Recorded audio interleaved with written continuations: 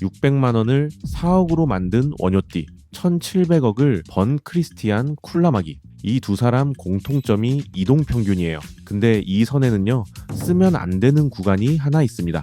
그걸 모르고 들어가시면 오히려 더 크게 잃거든요. 그 구간이 어디인지 오늘 확실하게 짚어드릴게요.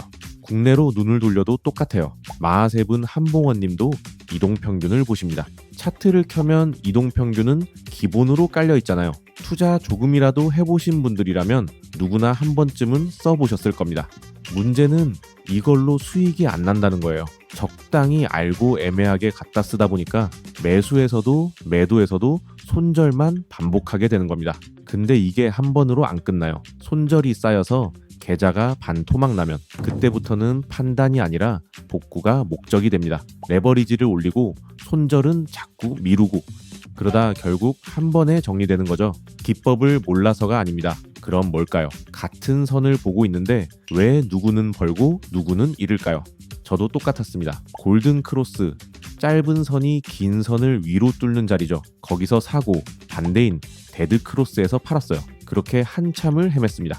생각해보면 이 방식으로 돈이 벌린다면 누구든 쉽게 수익을 내야 맞아요. 근데 시장이 그렇게 만만하지가 않죠. 이동평균은 대표적인 지연지표입니다. 말 그대로 한 박자 늦게 반응한다는 뜻이에요. 길이값이 있으니까 흐름이 다 만들어지고 난 뒤에야 움직이거든요. 크로스만 보고 시작했다가 손실보기 딱 좋은 이유가 여기에 있습니다. 오늘은 수많은 이동평균 매매법 중에서도 놀랄 만큼 간단한 매매법 하나를 소개해 드릴게요. 실전에 바로 써먹으실 수 있도록 정리해 드리겠습니다. 안녕하세요. 차트 한 장입니다. 먼저 결과부터 보여드릴게요. 이 자리에서 롱 11일 뒤에 여기서 익절했습니다. 선 두 개로 잡은 거예요. 중간에 손절도 한번 났고요. 그 장면까지 그대로 보여드리겠습니다. 차트를 보시면 가운데를 기점으로 앞단은 하락 추세, 뒤는 상승 추세죠. 매매하시는 중에 이 방향을 알 수 있다면 진입 자리가 좀 어긋나도 버틸 여지가 생겨요. 반대로 방향이 틀리면 좋은 자리에 들어가도 못 버팁니다. 트레이딩을 시작하실 때 가장 먼저 파악하셔야 하는 게 이겁니다. 지금이 상승이냐 하락이냐, 이게 파악이 안 되거나 잘 안 보이는 자리다 싶으면 매매하시면 안 됩니다. 아까 드린 질문, 답이 여기 있어요. 기법을 몰라서가 아니라 방향을 안 보고 들어가서 그런 겁니다. 오늘 설명드릴 매매법의 주인공은 세계적인 트레이더 이마누엘입니다. 그는 이렇게 말합니다. 방향을 모르고 매매하는 것은 신호등을 볼 줄 모르고 운전대를 잡는 것과 같다. 지금까지 이 사람이 올린 수익은 500억 원 이상이고요. 6개월째 하루도 빠짐없이 매매 기록을 공개하고 있는데 하루 평균 300만 원 수준입니다. 근데 이 사람 이동평균 딱 두 개로 매매 기법을 완성해요. 그게 전부입니다. 이 두 개로 방향을 잡고 타점까지 잡아냅니다. 자, 차트 상단에서 지표를 클릭하고 이동평균을 추가해 줍니다. 종류가 많은데 우리는 가장 간단한 단순 이동평균을 쓸 거예요. 이동평균은 종가를 평균 낸 선입니다. 길이값이 오라면 최근 5개 캔들의 종가 평균인 거죠. 종가를 쓰는 이유는 그게 그날 시장 참여자들의 최종 합의 가격이기 때문입니다. 중요한 건 여기부터예요. 이 선은 개인이나 기관이 단독으로 만드는 게 아닙니다. 시장 참여자 전체가 같이 만들어냅니다. 그래서 이 선이 꺾였다는 건 시장 전체의 무게가 꺾였다는 뜻이 되는 거죠. 이 선이 올라가고 있으면 상승장, 내려가고 있으면 하락장이에요. 추세를 읽는데 특히 많이 쓰이는 게 길이값 200입니다. 근데 왜 하필 200일까요? 1년 개장일은 250일 정도인데 말이죠. 이유는 단순해요. 계산하고 기억하기 편해서입니다. 그렇게 월가에서 수십 년을 써오다 보니까 다들 200일 선을 보게 된 거고요. 여기가 핵심입니다. 다수가 보니까 실제로 힘을 갖는 선이 된 거예요. 휴장 없는 코인 시장에서도 200을 쓰는 이유가 이겁니다. 읽는 방법은 간단합니다. 가격이 202평 위에 있으면 강세 진행 중, 아래에 있으면 약세 진행 중이에요. 그리고 기울기가 우상향이면 상승장, 우하향이면 하락장입니다. 이동평균과 캔들의 배치, 그리고 이동평균의 기울기, 이것이 가격의 방향을 읽는 방법이에요. 이마누엘은 이렇게 설명합니다. 방향이 우상향이면 매수 포지션만, 우하향이면 매도 포지션만 들어간다. 차트에서 한번 보실게요. 상승각이었던 이동평균이 하락으로 전환된 자리입니다. 이동평균 저항을 막고 눌리는 첫 번째 음봉, 여기서 숏에 들어갑니다. 중간에 익절하셨다면 가격이 이동평균과 가까워진 뒤 다시 하락하는 자리에서 계속 들어가시면 돼요. 여기서 많은 분들이 속는 자리가 하나 있습니다. 가격이 이동평균을 위로 뚫는 골든 크로스는 나왔는데 방향은 계속 하락을 가리키고 있는 자리요. 이 구간 전체는 롱 자리가 아닙니다. 이후 가격이 꾸준히 하락하고 바닥에서 방향이 횡보를 거쳐 상승으로 전환됩니다. 이렇게 방향이 우상향으로 바뀐 자리에서 좋은 양봉 하나 확인하고 매수에 들어가는 거예요. 그 후 큰 폭으로 상승하다가 이동평균의 돌파가 확인됩니다. 돌파는 두 가지만 기억하세요. 첫 번째, 몸통이 긴 캔들이 나와서 돌파됐을 때, 두 번째, 이동평균과 몸통 또는 꼬리가 전혀 닿지 않는 캔들이 나올 때 그 자리에서 익절해 주시면 됩니다. 포지션 전체를 한번 살펴볼게요. 숏은 최고점에서 진입했다면 수익이 더 컸겠죠. 근데 우리 포지션은 이 자리예요. 롱도 마찬가지고요. 저점은 저 아래지만 우리 매수는 여기고 익절도 꼭지점이 아닌 여기입니다. 무릎에서 사서 어깨에서 팔라는 것이 이런 의미예요. 추세 전환을 만드는 건 우리 역할이 아니거든요. 기관들도 시장 눈치를 보면서 조심스럽게 접근하고 분할 매수와 분할 매도를 활용합니다. 우리도 이 정도면 추세 전환이다. 판단이 선 다음에 들어가야 승률을 높일 수 있어요. 그래서 200 이동평균을 트레이더들의 생명선이라 부르는 겁니다. 이마누엘이 말한 그 신호등이 바로 이거예요. 빨간불에 엑셀 밟는 사람은 없죠. 근데요, 차트 앞에서는 그걸 매일 하고 계신 겁니다. 근데 이것만으로 타점을 잡자니 조금 불안하죠. 추세가 강하게 터지면 202평에서 가격이 멀어집니다. 이 거리를 이격이라고 하는데요. 고무줄이 늘어난 거라고 보시면 돼요. 벌어진 만큼 언제든 한번 눌릴 수 있거든요. 그래서 여기에 22동평균을 하나 더 씁니다. 202평으로 방향을 잡고 22평으로 타점을 잡는 것. 이게 바로 이마누엘의 매매법이에요. 먼저 추세의 시작 자리를 포착하는 기술입니다. 202평과 22평은 길이값 격차가 크죠.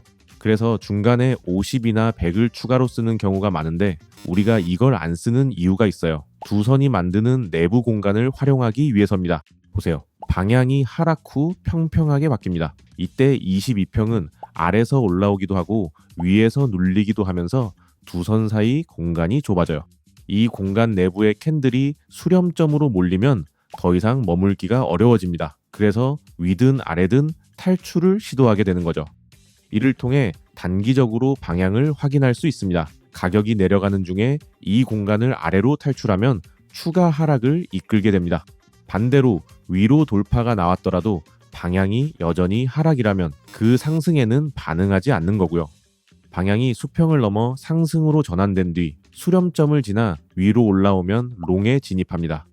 이 개념을 하락 추세 중에 한번 적용해 볼게요. 큰 하락 이후 가격이 횡보하면서 장기 이동평균이 내려옵니다. 두 이평이 만나려는 자리, 여기서 방향이 결정돼요. 그때 양봉이 나왔습니다. 근데 방향은 여전히 하방이죠. 이 공간을 위로 탈출했어도 가격은 다시 내려온다는 걸 예상하고 계셔야 합니다. 실제로 이후 가격은 계속 하락하고요. 다시 한번 공간이 좁아지면서 탈출 자리가 만들어집니다. 큰 음봉이 나왔고 캔들과 선이 닿지 않고 있죠. 바로 이 자리에서 숏에 진입합니다. 차트 분석에서 이렇게 공간이 좁아지는 형태를 스퀴즈라고 합니다. 말 그대로 쥐어짜듯 좁아진다는 뜻이에요. 이마누엘은 스퀴즈 공간 이후 나오는 가격 탈출을 스퀴즈 플레이라고 소개합니다. 스퀴즈 플레이에는 몇 가지 규칙이 있어요. 규칙 1번, 방향이 강한 하락 중일 때는 스퀴즈 상승이 나와도 얼마 안 가 다시 하락 추세 안으로 들어옵니다. 진짜 상승 전환은 방향이 횡보로 바뀌거나 최소한 하락이 약해진 뒤에 나와요. 규칙 2번, 정상적인 스퀴즈 플레이 이후 추세 방향대로 돌파가 나오면 신뢰도가 아주 높습니다. 반대로 스퀴즈 없이 너무 빨리 탈출하면 어차피 추세 방향으로 다시 돌아와요. 상승장에서 급락이 나와도 다시 위로 올라오고 하락장에서 급등이 나와도 다시 내려오게 되는 겁니다. 규칙 3번, 스퀴즈 플레이는 시간봉 이상의 긴 타임 프레임에서 자주 나옵니다. 5분, 3분, 1분봉 같은 단기 프레임에서는 잘 안 나와요. 스윙 매매 이상의 호흡으로 매매하시는 분들은 이거 꼭 기억해 두시고요. 초단타 하시는 분들도 자주 보긴 어렵지만 한번 나오면 신뢰도가 높으니 참고해 두십시오. 자, 여기까지가 절반이에요. 근데 진짜 문제는 지금부터입니다. 처음에 말씀드린 그 구간, 이 매매법이 통하지 않는 자리가 아직 남아있거든요. 두 번째 비법입니다. 상승 추세 중에 나오는 눌림목, 오르던 가격이 잠깐 쉬어가는 자리죠. 이게 진짜 눌림목인지 아니면 추세 전환으로 하락 반전되는 건지 판단하는 방법이에요.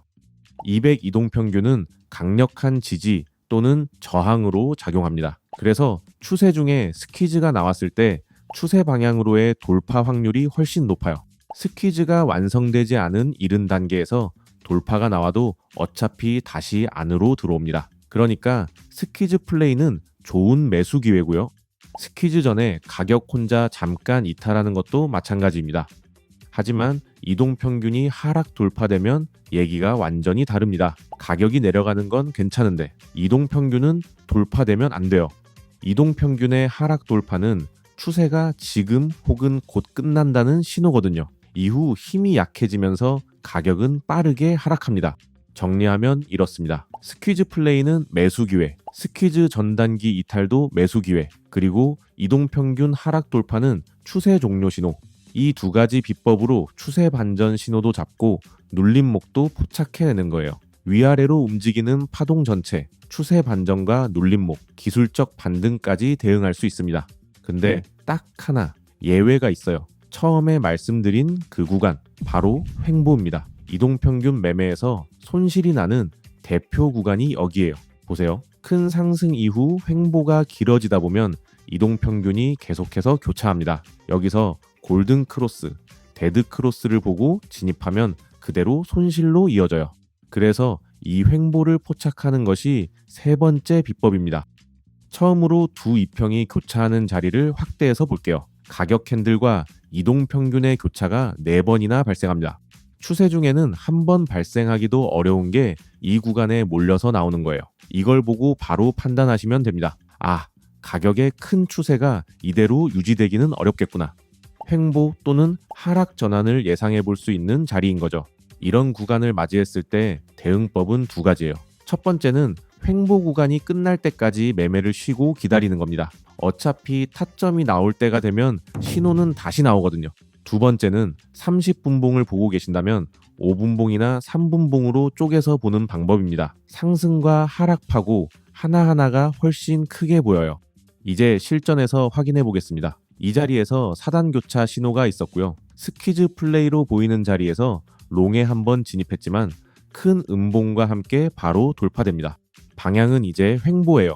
이때의 사단 교차 신호, 그리고 지금의 손절, 이것으로 횡보 구간을 확정합니다. 이때부터는 매매를 안 하는 구간으로 지정하시고 딱 하나만 해두세요. 지금 보이는 이 네모칸을 옆으로 길게 그려두는 겁니다. 상단과 하단 꼭지점 부근에 선을 그어두시고 돌파가 나올 때부터 반응하시면 돼요. 참고로 이 박스권 구간 뒤에서 소개해드릴 지표를 켜두시면 자동으로 잡힙니다. 이후 강한 양봉이 연이어 등장하면서 상단을 뚫어요. 상단선에 닿지 않는 캔들이 확인되죠. 이 자리로부터 가격 움직임은 크게 두 가지입니다. 그대로 올라가거나 한번 눌렸다가 이 자리를 확인하고 다시 올라가는 경우예요. 지금 자리에서 한번 들어가시고 더 눌린다면 사이즈를 늘리는 방식으로 운영하시면 됩니다. 횡보장에서 이동평균만 가지고 접근하다가는 큰 손실을 봅니다. 이 방법을 통해 횡보에서 나오는 피해를 줄일 수 있어요. 결국 큰 수익은 추세에서 나거든요. 추세의 방향을 확인하고 그 방향대로 포지션을 얹어놓는다. 이 개념으로 접근하시면 됩니다. 여기까지의 내용을 모르고 접근하시는 분들이 이동평균 매매에서 손실을 보시는 거예요. 자, 그럼 지금까지 내용을 바탕으로 실전 매매를 살펴보겠습니다. 그 전에 하나만 짚고 갈게요. 지금까지 내용을 머리로만 알고 계시면 차트 앞에서는 똑같이 흔들립니다. 실제로 손이 떨리는 건 진입할 때가 아니라 손절 자리에서거든요.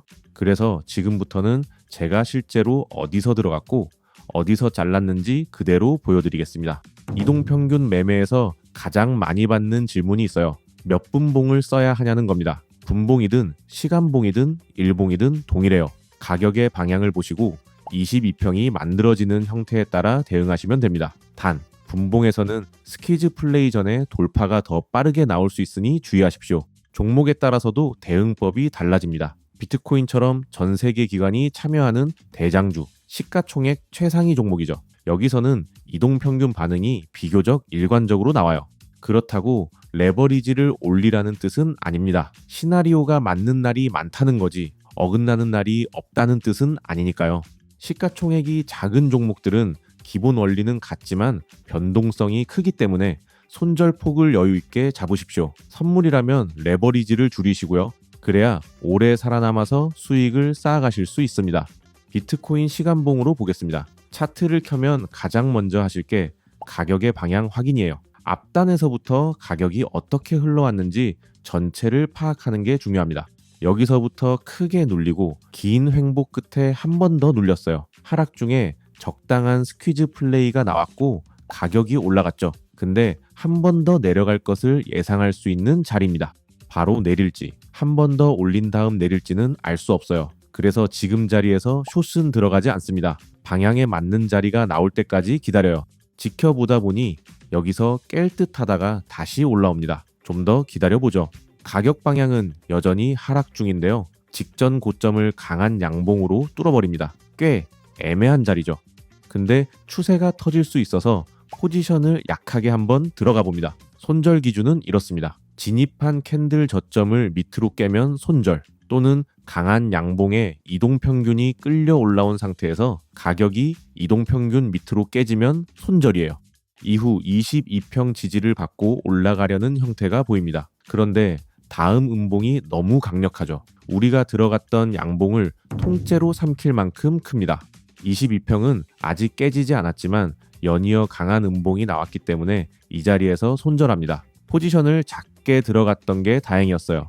이후 가격 변동을 살펴보다가 좋은 자리가 나오면 다시 진입합니다. 가격이 내려가는 단계에서 추세 방향이 상승으로 전환됐어요. 202평 지지가 정확하게 나왔고 22평 위로 올라왔습니다. 가장 안전한 롱 진입 기준은 앞서 횡보 대응과 동일해요. 직전 최고점을 몸통으로 돌파하면 그 자리에서 진입합니다. 딱 지금 캔들이 진입하기 적당한 자리죠. 포지션에 들어가고 이동평균이 밑으로 뚫리면 손절합니다. 가격이 잘 올라가다가 22평 밑으로 몸통이 내려옵니다. 이것을 보고 익절해요. 가격 방향이 상승 중이더라도 우리는 트레이더잖아요. 신뢰도 높은 자리에서 진입하고 근거 있는 자리에서 익절하는 것을 반복해야 합니다. 작은 손절은 계속 나옵니다. 오늘 보여드린 매매에서도 한 번 잘렸죠. 중요한 건 비율이에요. 손절은 작게 여러 번, 익절은 크게 한 번. 이 비율이 맞으면 승률이 반을 믿더라도 계좌는 늘어납니다. 물론 손실 가능성은 늘 있고요. 확률을 높이는 기준이지 수익을 보장하는 방법은 아닙니다. 이 매매는 처음 포지션에 들어간 자리부터 익절까지 약 11일이 걸렸어요. 수익은 충분하지만 단타 위주로 움직이시는 분들에게는 잘 맞지 않겠죠. 그래서 더 빠르게 포지션을 운영할 수 있는 방법을 소개해 드리겠습니다. 앞서 우리가 롱에 진입했던 그 자리, 스퀴즈 플레이와 골든 크로스가 있었던 구간이죠. 이 구간을 5분봉으로 확대해서 살펴보면 색깔로 표시된 구간이 하나 보이실 겁니다. 이제부터 소개해드릴 세력블록 지표예요. 지금까지 이동평균선으로 일일이 확인해야 했던 두 선 사이의 공간과 방향 전환 자리를 색깔로 한눈에 볼 수 있도록 시각화한 겁니다. 제가 이동평균 매매와 조합해서 오랫동안 써온 지표고요. 특히 분봉 단타에서는 저는 이것 없이 매매하지 않습니다. 지금 자리에서 하락하던 가격 방향이 횡보 이후 미세하게 상승으로 바뀌고 있어요. 그리고 표시된 구간에서 지지가 나옵니다. 매매법은 단순합니다. 이 두 가지 교차 검증과 함께 22평을 몸통으로 올라오게 되면 그 자리에서 들어가는 거예요. 손절 기준도 동일합니다. 표시된 구간을 하락 돌파하면 포지션을 정리합니다.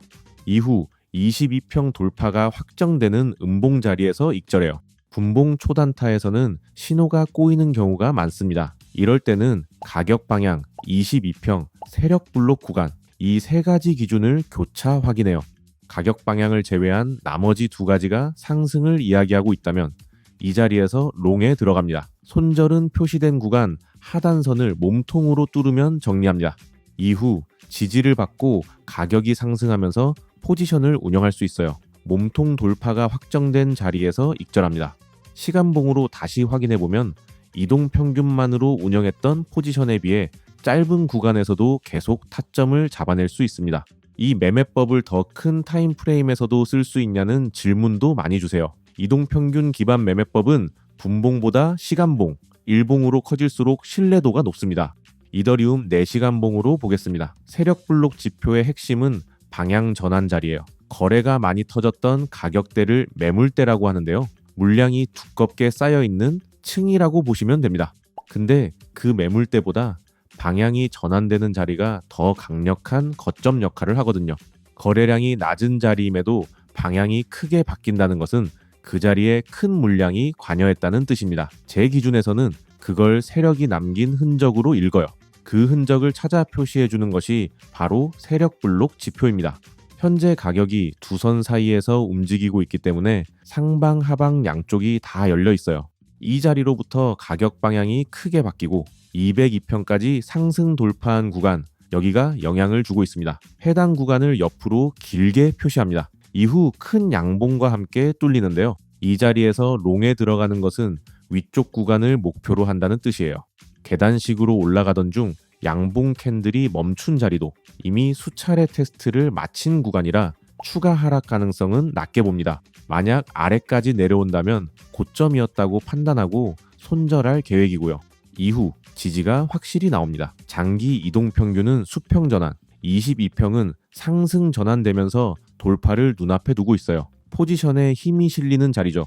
22평이 밑에서 강하게 방향을 받쳐주고 두 구간 사이에 머물던 가격이 위로 돌파됩니다. 그러다 고점 캔들에서 방향 전환 신호가 확인돼요.